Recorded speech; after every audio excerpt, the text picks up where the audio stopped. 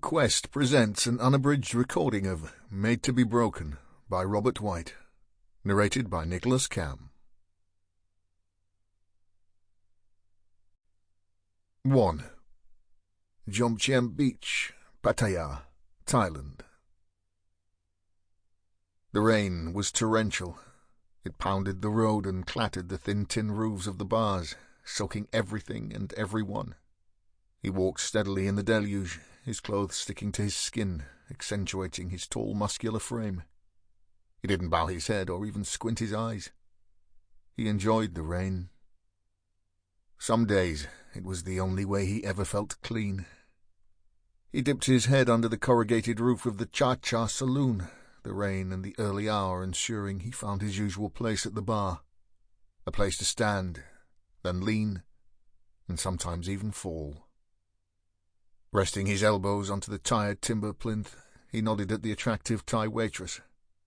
As he did so, droplets of water spilled from his hair and beard and splattered the bar top.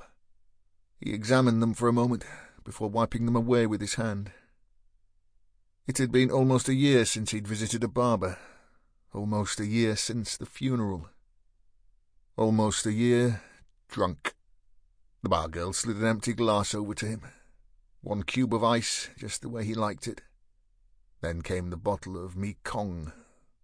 The tourists all called it whiskey, but he knew better. It was distilled from 95% molasses and 5% rice, so more of a rum. It was cheap, did the job, and got him to sleep at night. Sleep was one thing, the nightmares quite another. In the daytime hours, his hatred towards another living being was unrelenting, matched only by his own self-loathing.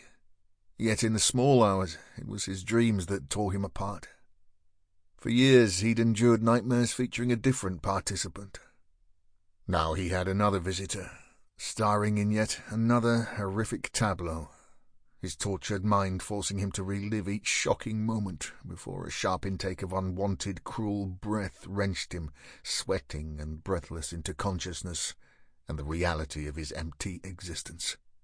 Yes, a year of pain, revulsion, and crushing guilt. He brushed his hair back from his face, wiped his wet hand on his even wetter jeans, and cracked the bottle. He liked the sound it made. A new bottle, a new way down the hole. "You want a towel, sir?" asked the girl behind the bar. He shook his head, emptied his glass in one grimacing gulp, and poured another.